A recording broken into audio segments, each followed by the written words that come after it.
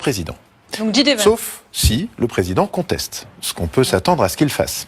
Et dans ces cas-là, il y a un vote qui se tient au Congrès, il faut les 2/3 des deux chambres, c'est-à-dire les 2/3 donc de l'équivalent de notre Parlement et les 2/3 du Sénat. Et donc ça, évidemment, c'est pas évident à faire. Maintenant, ce qu'on voit quand même, et c'est cet article auquel je faisais référence tout à l'heure, c'est qu'on voit quand même que il y a une volonté de se distancier de ce dossier iranien extrêmement toxique de la part de tout son environnement, de tout son entourage en fait. Et cet article dont on ne sait pas d'où vient la fuite, mais elle est quand même assez extraordinaire. Qui consiste à dire en gros, on ne voulait pas. C'est Israël qui nous a entraînés dans cette guerre. C'est Israël qui nous a entraînés dans cette guerre. C'est fait manipuler. Ça, c'est la grande enquête du New York Times. Alors c'est la grande enquête du New York Times qui est donc publiée où elle raconte par le menu cette réunion où effectivement Benjamin Netanyahou serait arrivé par une porte dérobée. On a tout en images, c'est très imagé. Il y avait le chef du Mossad derrière lui dans un écran. Exactement, et il fait son pitch pour vendre l'opération iranienne. Ce qu'on y apprend aussi, c'est que J.D. Vance n'était pas là, que Marco Rubio, donc le secrétaire d'État, donc l'équivalent de notre ministre des Affaires étrangères, lui, a dit, écoutez, Monsieur le Président, le projet en 4 points, en fait, qui est proposé par Netanyahou, qui consiste à dire, en 1, on détruit le leadership, donc on tue l'ayatollah Khamenei, en 2, on détruit les missiles, en 3, on fait naître une révolte dans le pays, en 4, on fait rentrer des armes avec les Kurdes. Il dit, écoutez, Monsieur le Président, peut-être le 1 et le 2, 3 et 4, certainement pas. Il a même dit que le 4 était fantaisiste, de même que d'autres du renseignement. En tout cas, tout ça montre quoi? Que tout le monde, enfin en tout cas, les généraux, l'establishment américain est en mode on n'en veut pas. Et donc cette façon de se distancier aussi, est-ce qu'on prépare quelque chose? Parce que ces fuites, elles viennent bien de quelque part. C'est orchestré, c'est ce que vous dites. Orchestré, parce que c'est forcément un des insiders, quelqu'un qui était là, parce que pour raconter autant dans le détail, il faut faire partie des plus proches du président. Ah oui, il y a forcément quelqu'un de très proche du président ou de Hetzek ou de Rubio qui était dans la pièce. Après, il faut quand même être vigilant sur ce papier du New York Times, il est absolument passionnant. En revanche, il y a quelque chose auquel il faut faire un petit peu attention, c'est que les Américains, assez rapidement, essayent maintenant de faire porter le chapeau de l'échec stratégique aux Israéliens, qui eux-mêmes, Netanyahou se retourne vers le Mossad en disant, donc les services de renseignement extérieurs d'Israël, en disant, Netanyahou dit, comme il l'a fait pour Gaza d'ailleurs, c'est parce que c'est le Mossad qui me l'a conseillé. Il y a quand même une espèce de chaîne de déresponsabilisation, et qui est de dire, bon, ça s'est pas passé exactement comme prévu, donc c'est pas de ma faute. Donc ce papier est absolument essentiel pour comprendre ce qui s'est joué le 11 février et entre le 11 et le 28 effectivement. Mais on voit bien que là, la Maison Blanche commence d'ailleurs hier, apparemment, il y a eu des coups de fil orageux entre Trump et Netanyahou. Ouais. Parce que il y a de la tension, ils ont tous les deux perdu d'une certaine manière. Donc, les Iraniens ont perdu aussi, hein, mais il s'est pas passé ce qu'ils voulaient qu'il se passe. Et les frappes sur le Liban, décidées par Netanyahou avant-hier, ont été quand même spectaculairement violentes, même pour Israël, et beaucoup d'Israéliens ont été choqués.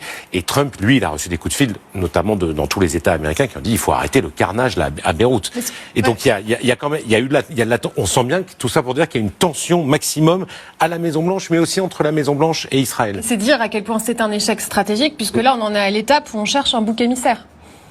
Oui, enfin, c'est surtout le grand désordre économique qui pèse sur toutes nos économies et sur cette idée absolument folle dingue, encore une fois, du président des États-Unis qui dit « Ah ben moi je vais m'arranger avec les Iraniens, comme ça on va partager. Ils veulent installer un péage. Oui, on pourrait partager les profits. » Donc il y a un moment où la dimension qui paraît irrationnel, nourrit c'est plus qu'une rumeur, effectivement. Il y a tout un courant d'opinion qui dit est-ce qu'il est fou et avec des titres de ce genre, et pas seulement dans la presse dite démocrate, New York Times, etc., dont on sait à quel point elle est hostile à Donald Trump depuis toujours.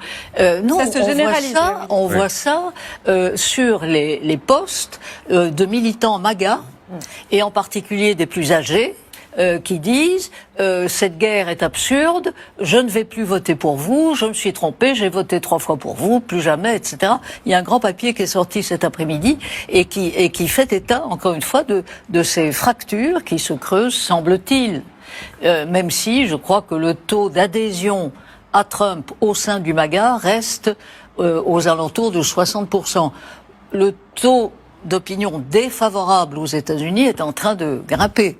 Mais le MAGA reste relativement solidaire. Mais comment vous analysez ça, David Thompson, vous qui connaissez par cœur ce mouvement MAGA, est-ce que vous constatez vous aussi qu'il y a de plus en plus de doutes sur l'état mental de Donald Trump ?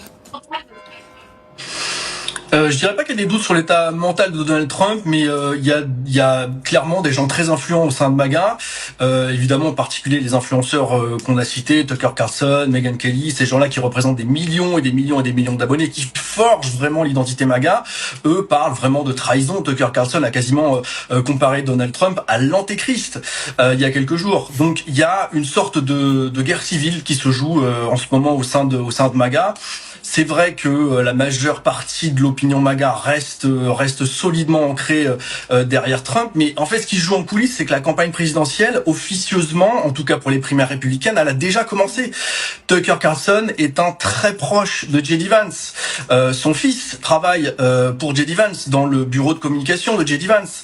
Et J.D. Vance, il est en campagne là, et il essaye de prendre un petit peu ses distances vis-à-vis de Trump, en particulier sur la guerre en Iran, puisqu'il a construit toute son identité politique sur la fin de l'interventionnisme américain, et donc il essaie de prendre ses distances sans vraiment les prendre, et c'est ça qui se joue en ce moment, c'est que la campagne présidentielle pour l'après-Trump, elle a commencé, même si personne n'est vraiment certain que Trump sera plus dans le paysage politique en 2028. Vous voulez tous réagir, Audrey Goutard? Oui, alors c'est vrai qu'on a le sentiment quand même qu'il y a une volonté de la Maison-Blanche, et peut-être justement en se servant de Melania Trump, de nourrir cette mouvance MAGA qui ne cesse sur les réseaux sociaux. Il faut savoir que l'affaire Epstein, par exemple, n'a pas été abandonnée. Nous, en France, effectivement, on n'en parle pas tous les jours, mais eux en parlent tous les jours. Cette notion d'état profond avec des pédophiles qui se servent de nos enfants, ça continue à circuler. Donc effectivement, une Melania Trump qui intervient là, dans une période où, comme vous l'avez très justement dit tous, les plus gros leaders MAGA sont extrêmement en colère, c'est important.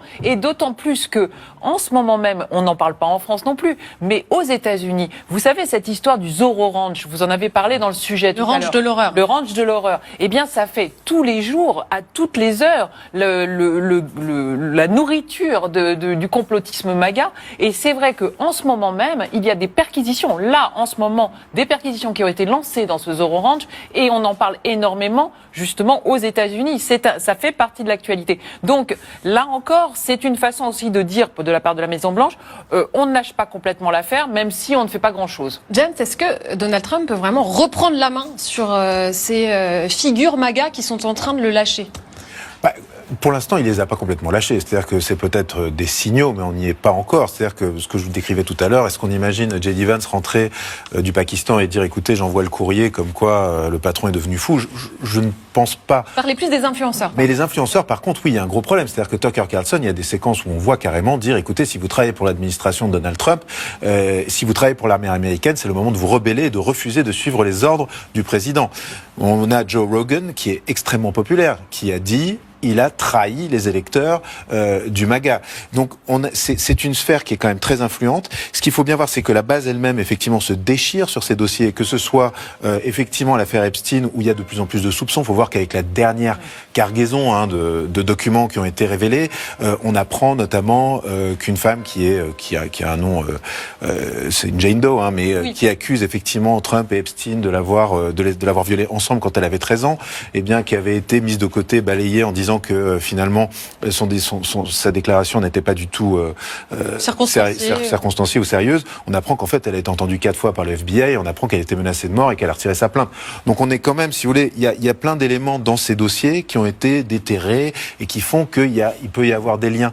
Et c'est pour ça que quand Melania arrive en disant il faut que ces gens-là soient entendus, évidemment on peut se demander ce qu'elle cherche exactement à faire. Mais l'affaire Epstein est dedans. Il faut voir que ces influenceurs sont très influents, que Donald Trump a aussi une offensive sur le plan intérieur qui est la fameuse Save America Bill, c'est-à-dire cette espèce de loi fourre-tout dont il dit lui-même que c'est le best-of de Trump, donc on retrouve toutes ces obsessions, la frontière, les LGBT, le pouvoir d'achat, etc.